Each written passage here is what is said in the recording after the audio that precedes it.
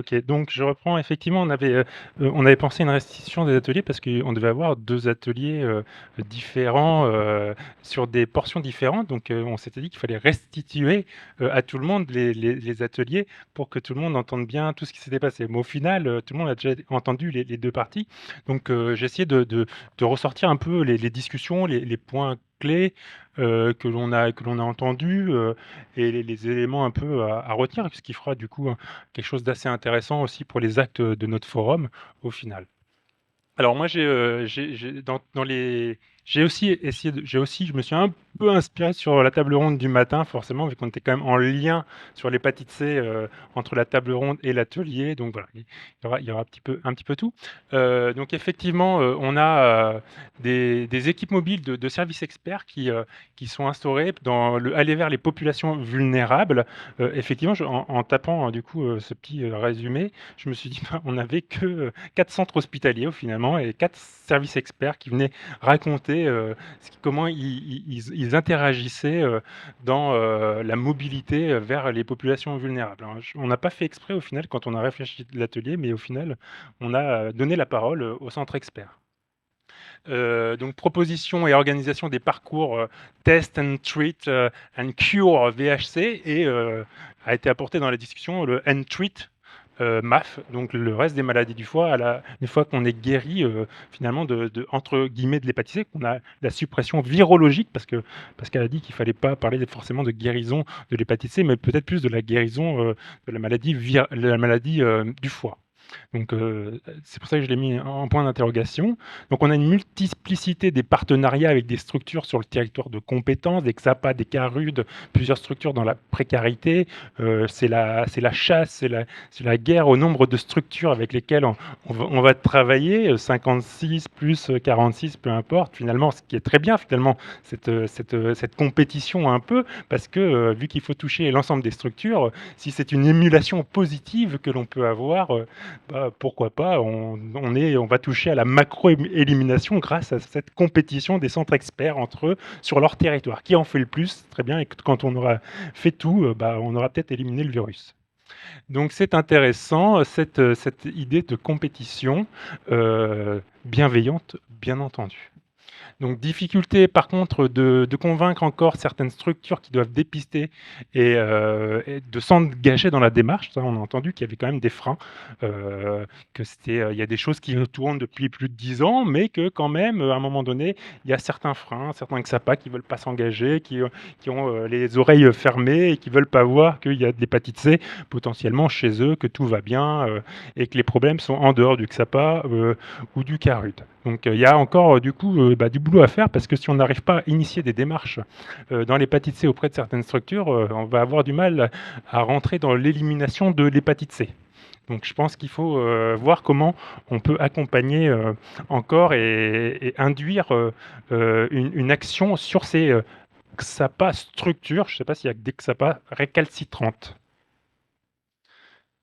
On a parlé aussi du coup des moyens dans les SELV qui viennent de la DGOS, mais qui ne sont pas forcément repris dans les plans régionaux de santé des agences régionales de santé, hein, qui sont du coup peu engagés et peu impliqués, malheureusement. Donc c'est bien d'avancer, mais si on n'avance pas coordonné sur le territoire avec les institutionnels, ça va être difficile d'arriver au plan 2025.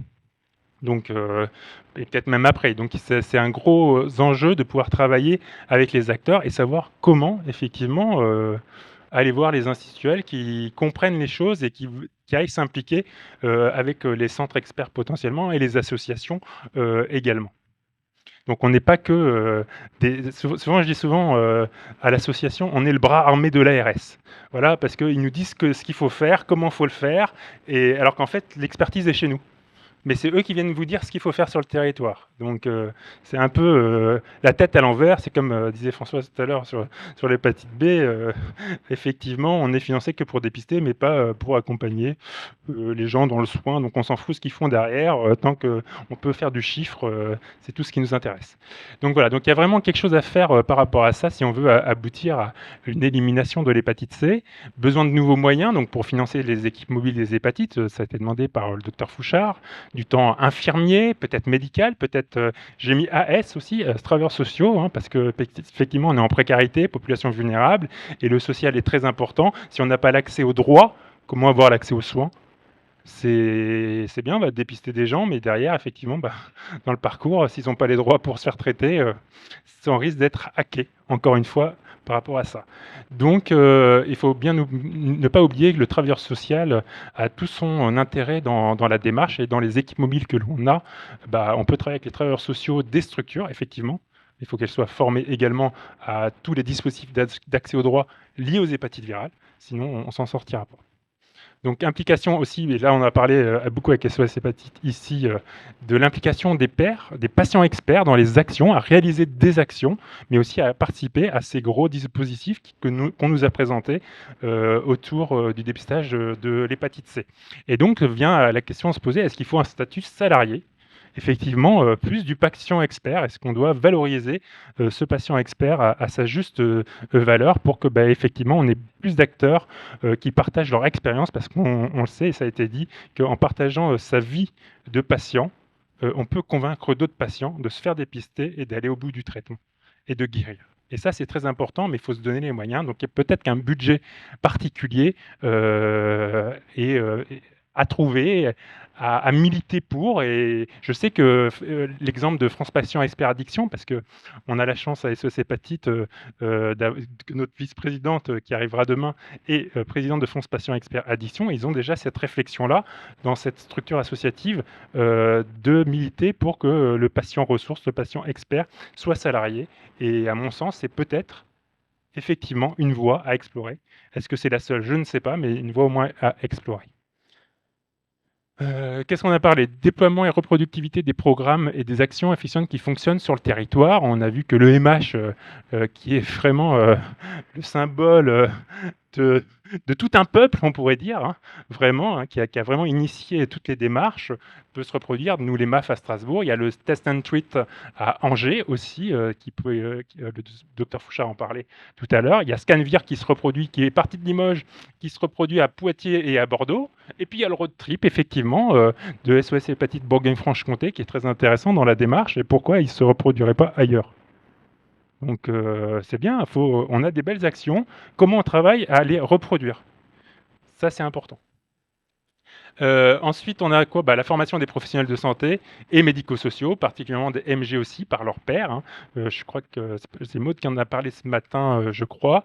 Donc on parle du travail des patients qui doivent parler aux autres patients, mais les médecins généralistes qui parlent aux autres médecins généralistes, c'est aussi intéressant parce que, je reprends la phrase clé, ce qui est simple pour un médecin spécialiste ne l'est pas forcément pour un médecin généraliste. Et donc il faut qu'on aille dans ce dispositif. Donc, milieu psychiatrique, pénitentiaire, migration, on en a parlé également ce matin. Beaucoup d'actions, mais encore beaucoup de structures à la traîne, beaucoup de freins à rentrer dans la démarche. J'ai bientôt fini, hein, je vous rassure. Milieu psychiatrique, migration, oui. Donc ça, je l'ai déjà dit, du coup.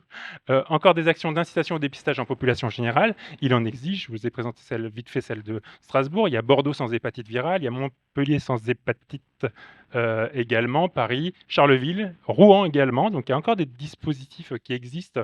Voilà, il y a au labo sans ordo, bah, pour le VIH quand même depuis le début de l'année, pour les IST depuis septembre, mais il n'y a pas l'hépatite C. Alors effectivement, si on veut aller à l'élimination, il va falloir aller quand même au labo sans ordo pour l'hépatite C. Je pense qu'il faut passer par là. Il y a un amendement qui a été présenté, on ne sait pas, sur le dépistage universel, sur le projet de loi de la sécurité sociale pour 2023, on ne sait pas ce qu'il en est. Mais c'était déjà une bonne idée, une bonne action, et peut-être à amplifier et à le demander. Donc la multiplicité des actions de micro-élimination doit aboutir, je pense, à la macro-élimination. Ça, je vous l'ai dit. Donc bah, rendez-vous peut-être plutôt en 2030 qu'en 2025. Alors, allez, au boulot.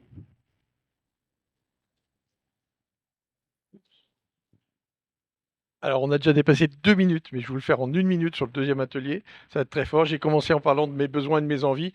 Je vous laisse imaginer mes besoins et mes envies ce soir. Donc, ça va durer 1 minute. Nous, on avait traité, je pense que vous êtes aussi un peu frustrés comme moi, puisqu'on avait osé parler de l'accompagnement des hépatites B, delta, quelle stratégie?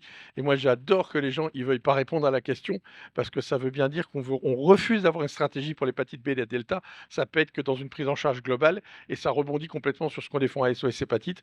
Il faut faire de la spécificité, mais sans stigmatiser spécifiquement sur l'hépatite B ou delta. On avait proposé à 3 associations de venir, dont 2 lyonnaises avec Hépatez-moi et l'ADEC, et puis l'association Afrique Avenir. Et vous voyez que tous les 3, la question de l'hépatite B et delta, on ne veut pas s'en saisir aujourd'hui, parce qu'on voit bien que c'est trop pointu. Par contre, ce qui est génial, c'est que tout le monde approuve complètement la question des TROD. Et ça, je trouve que voilà, entendre par 3 reprises que tout le monde s'approprie, on ouvre des portes ouvertes, mais les TROD ont une place. Les TROD ont une place dans les mains des soignants. Les TROD ont une place dans des mains des malades, des associations de malades. Aujourd'hui, c'est acquis, on ne peut pas nous le reprendre, on ne peut pas le remettre en cause. Ce que j'ai entendu aussi, c'est que le FibroScan, c'est un outil de réseau et qu'on se passe le FibroScan, même si de temps en temps le médecin l'oublie dans sa voiture. C'est génial parce que ça va être un outil qui nous force à communiquer entre nous, à savoir où sont les dispositifs, où est-ce qu'on peut se retrouver. Et Afrique Avenir, c'était ce qu'on nous disait, les gens savent où aller se faire dépister, comment se faire dépister. Ça, je crois que c'est passionnant dans les portes que ça peut nous ouvrir. Et ce que j'ai entendu aussi, moi, c'est le travail de médiation, de dire qu'on ne doit pas uniquement se contenter de dépister. Et le discours qui nous a été rapporté là, et je crois que c'est bien, c'est-à-dire la question de la temporalité. C'est-à-dire que nous, les associations, on doit venir accepter et défendre la temporalité. On doit rendre les choses possibles. Si des malades usagers dans des structures veulent que ça aille vite, on doit se battre pour qu'on puisse avoir des tests en dans 3 heures.